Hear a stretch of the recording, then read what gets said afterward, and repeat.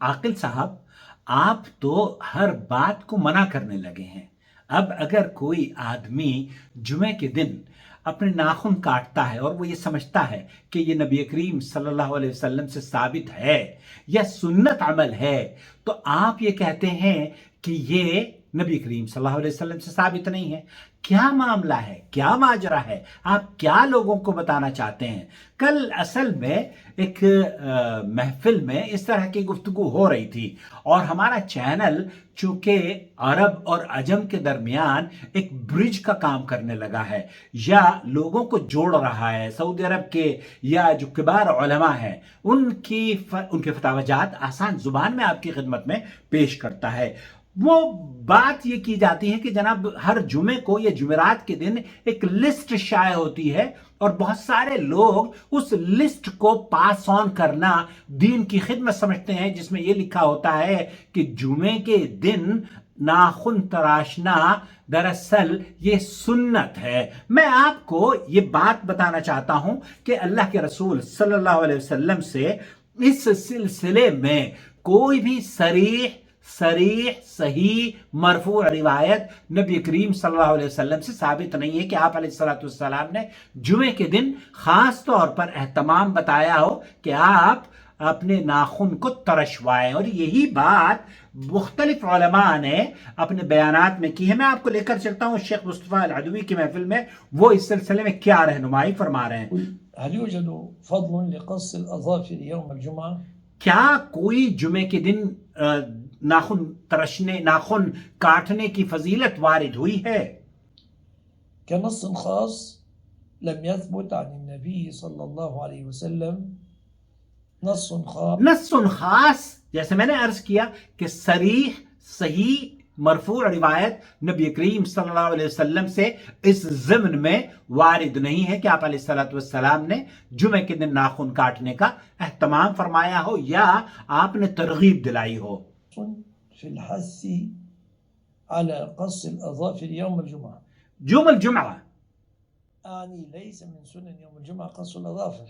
اس کا معنی یہ ہے کہ نبی کریم صلی اللہ علیہ وسلم سے یہ سنتوں میں ثابت نہیں ہے، ان سنتوں میں جو کہ اللہ کے رسول صلی اللہ علیہ وسلم جمعے کے دن ترغیب دیتے ہوں یا آپ عمل کرتے ہوں یا آپ نے بیان کیا ہو۔ ولكن التنظف عموما، لیکن یہ جو نظافت ہے یا صاف صفائی ہے یہ بہت اہم ہے، مسلمان کو اس کا خاص خیال رکھنا چاہیے۔ بلکہ جو روایات بیان کی جاتی ہیں، علامہ البانی رحمۃ اللہ علیہ اور دیگر محدثین نے ان روایات کو شدید ضعیف قرار دیا ہے جس میں جمعے کے دن ناخن ترشوانے کے بارے میں باتیں کی جاتی ہیں۔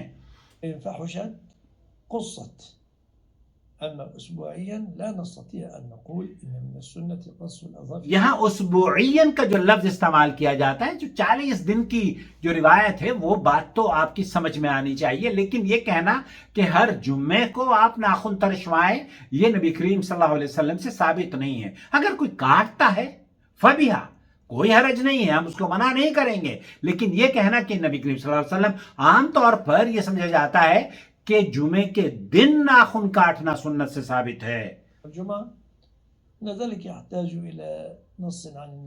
اب اگر کوئی آدمی یہ کہتا ہے کہ یہ سنت ہے تو پھر اس پر دلیل کا مطالبہ ہے، اور دلیل نبی کریم صلی اللہ علیہ وسلم سے صحیح سند کے طور پر کوئی بھی بات اس ضمن میں وارد نہیں ہوئی ہے، اور اسی بات کو تفصیل سے بیان کیا ہے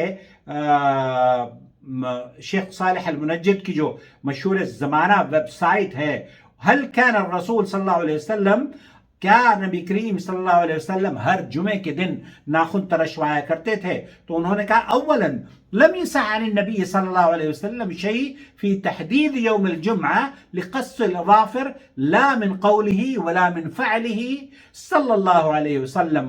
وقال الحافظ السخاوي رحمة الله عليه फी मौदू रक़्स अज़ाफ़िर, नबी करीम सल्लल्लाहु अलैहि वसल्लम से इस बारे में कोई चीज़ साबित नहीं है। हाफिज़ सखावी रहमतुल्लाह अलैह ये फरमाते हैं कि लम युथबत फ़ी कैफ़ियतिही वला फ़ी तअयीन यौम लहू अन नबी सल्लल्लाहु अलैहि वसल्लम शै। तो यहाँ नबी करीम सल्लल्लाहु अलैहि वसल्लम से कोई भी चीज़ साबित नहीं है। वमा रवा फ़ी ज़ालिका फ़हुवा ज़ईफ़ मुनकर औ मौज़ू। जो बातें जुमा के बारे में बयान की जाती हैं कि काटने चाहिए, उन रिवायात में या तो वो शदीद ज़ईफ मुनकर रिवायात हैं या फिर झूठी और मौजू रिवायात हैं। हाफिज इब्न हजर रहमतुल्लाह अलैह फरमाते हैं कि इसमें इब्न अब्बास और आयशा और अनस रज़ियल्लाहु ताला अन्हु की जो रिवायात हैं अहादीस वला तुसा असानीदहा, तो इन अहादीस की असानीद नबी करीम सल्लल्लाहु अलैहि वसल्लम से साबित नहीं है।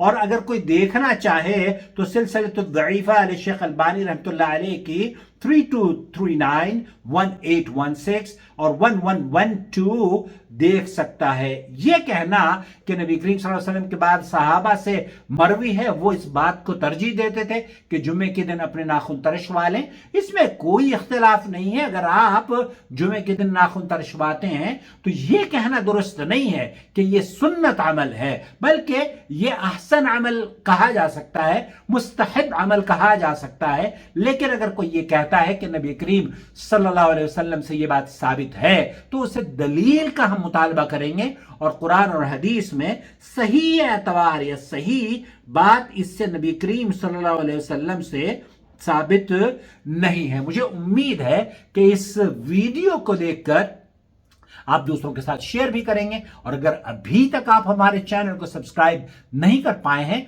तो फेसबुक पेज पर भी फॉलो कीजिए, व्हाट्सएप पर भी हमारे चैनल को फॉलो कीजिए और यूट्यूब पर सब्सक्राइब कीजिए। और अगर इस चैनल को आप सपोर्ट करना चाहते हैं, इसकी नशरियात को चाहते हैं कि ये चैनल अच्छी तरीके से दीन की खिदमत करता रहे, तो हमारा दस्तबाजू बनिए, हिस्सा इसकी सदका जारिया का हिस्सा बन जाइए, ताकि हम और आप मिलकर कुरान और सुन्नत की शम्में रोशन करते रहें। जहां जहां हमारी नशरियात जाएगी, यकीन जानिए वहां वहां लोगों की इस्लाह भी होगी और उसमें अजर आपको भी मिलेगा। और जो लोग हमारे चैनल के ज्वाइंट मेंबर हैं, मैं उनका शुक्रिया अदा करना चाहता हूं, और ये भी कहूंगा कि अगर आप अपनी मेंबरशिप को अपग्रेड कर लें तो बड़ी इनायत होगी, क्योंकि वो मेंबरशिप हमें ताकत और मुस्तहकम करेगी, और इस मेंबरशिप के जरिए हम अपनी आवाज दूर तक पहुंचा सकेंगे। और मेरा फोन नंबर अगर आप नोट करना चाहते हैं तो नोट फरमा लीजिए